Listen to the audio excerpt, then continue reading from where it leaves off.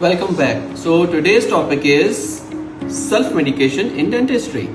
So dentistry के अंदर हमारी सबसे बड़ा मसला जो क्रिएट हो जाता है दैट इज सेल्फ मेडिकेशन। जब तक पेशेंट आपके पास आता है उसकी प्रॉब्लम इतनी आगे जा चुकी होती है कि हमें यूजुअली एक्सट्रीम ट्रीटमेंट्स करने पड़ जाते हैं, जो कि हम बड़े आराम से थोड़ी सी ट्रीटमेंट से मसला हल कर सकते हैं। So let's begin. So self medication से जो आज हम खास तौर पर डिस्कस करेंगे वो एंटीबायोटिक्स हैं कि एंटीबायोटिक्स आपको लेनी चाहिए खुद से या नहीं लेनी चाहिए। सो अगर हम पॉइंट्स में इसको ले जाएं तो पहला पॉइंट है हमारे पास रॉन्ग डायग्नोसिस।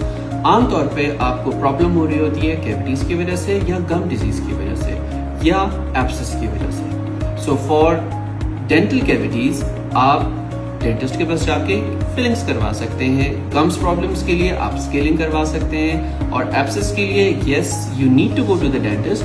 वो आपको प्रिस्क्राइब करेंगे एंटीबायोटिक्स, पेन किलर्स, तो आप लेंगे, आप खुद से नहीं लेंगे। सो डॉक्टर साहब मेरे दांत में दर्द हो रही थी और मैंने इसके लिए जो है वो एक सफ़ेद गोली और एक नीली गोली ये मैंने ले ली। 3 दिन तक मैं लेता रहा, सुबह लेता था, दोपहर को भूल जाता था, रात को कभी लेता था, कभी दोपहर को ले लेता था, तो मेरी दर्द कभी ख़त्म हो जाती थी, कभी आ जाती थी।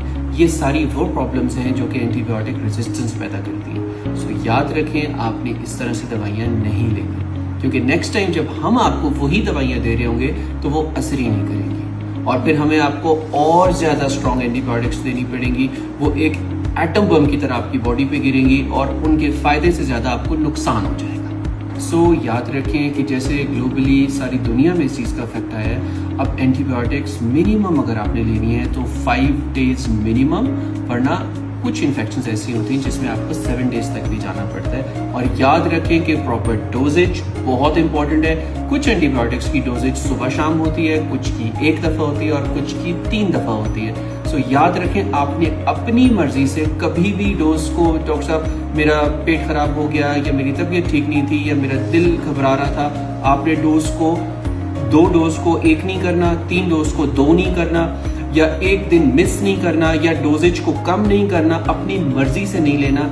याद रखें अगर आप यह सारा कुछ करेंगे तो आपकी कॉम्प्लिकेशंस, प्रॉब्लम्स बढ़ जाएंगी, आपको क्योर नहीं हो सकेगा प्रॉपर्ली और प्रॉपर ट्रीटमेंट नहीं कर सकेंगे हम। एक बहुत बड़ी प्रॉब्लम आती है आमतौर पे अगर आपका दांत इन्फेक्टेड हो जाता है। सो आप क्या करते हैं, आप कहीं किसी से पूछा, उससे पूछा और जो उसने कोई एंटीबायोटिक या कोई पेन किलर वगैरह ली थी आप भी वो कोर्स स्टार्ट कर देते हैं। आपकी इन्फेक्शन थोड़ी देर के लिए सबसाइड हो जाती है, उसके बाद फिर से आ जाती है। सो आप 2-4 दफ़ा इस तरह करते हैं। अगर आप ये चीज़ वक्त पे करा लें, आपको इन्फेक्शन हुई, आप डेंटिस्ट के पास गए, रूट कैनाल वगैरह या जो भी ट्रीटमेंट आपने करवा लिया, तो उसकी प्रोग्नोसिस, उसका रिजल्ट आने वाले जो दिनों में आना होता है वो बेहतर आता है। जबकि इस तरह से आपकी इन्फेक्शन क्रॉनिक हो जाती है, पुरानी हो जाती है और फिर उसका रिजल्ट भी ट्रीटमेंट का ठीक से नहीं आता।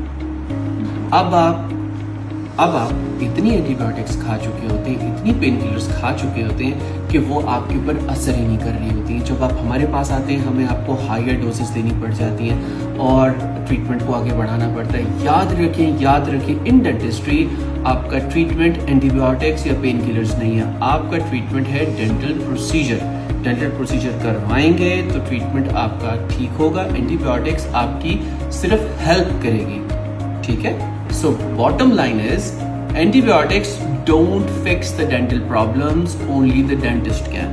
So remember हमेशा proper dental checkup और prescription ही फर्क डालेगी, ना कि self medication और self antibiotic use। abuse नहीं करना आपने, हमेशा consult a dentist for your tooth problems. Thank you. सो अब आप कमेंट्स में हमें बताएं कि आप नेक्स्ट वीडियो किस टॉपिक पे चाहते हैं कि हम बनाएं। Thank you.